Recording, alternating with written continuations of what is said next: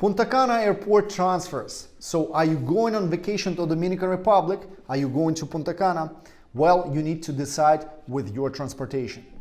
If you already booked the flights, if you already booked everything, your amazing excursions and experiences, you booked your villa and apartments, guess what? You need to book your transportation upfront. So what kind of options do you have while you're traveling to Punta Cana? So option number one, to go with the licensed transportation company. So we arranged your transportation always only with licensed transportation company. And I will tell you about advantages and disadvantages for each option. Option number two, go with local taxi. Option number three, go with Uber. So what kind of advantages and disadvantages you are going to have? Of course, when you're going with licensed transportation company, you're going, let's say, with us, with everything Punta Cana, you can have costs up front. The driver is already there at the airport waiting for you with your nameplate. You know the cost up front. You can organize regular transportation. We send out the regular transportation, a normal shuttle minibus that is licensed and certified. So it's always clean, always prepare for the safe trip.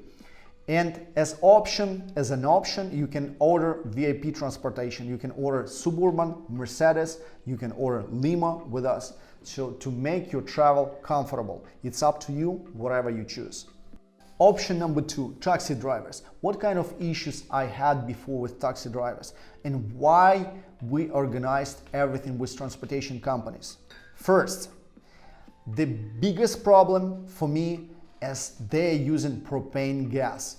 So I don't mind about I don't against the propane gas systems, but if they were installed by qualified people, let's say if you have Italian gas system and it's modern, it's sophisticated, works well, I completely agree and I would travel with those kind of system. But you know, guess what? Most of the taxi drivers, some of them even installing those kind of systems themselves. I would never put my family inside this type of car. Just common sense. I don't want to save $10 and put my family at risk. But it's up to you. You need to decide for yourself. And second biggest problem for me is when the local taxi drivers, they have no idea about directions. Even though they are working in the taxi, they never know where the address is located. So you spend 40 minutes to 1 hour just to look for directions, calling, clarifying. So this is kind of pain. Instead of enjoying your vacation, going, doing your check-in, so you're spending time on clarifying the direction, communicating, so it's pain for both sides, for the host and for the guests. Option number three, Uber. So basically, Uber is cheaper. You can go with the Uber.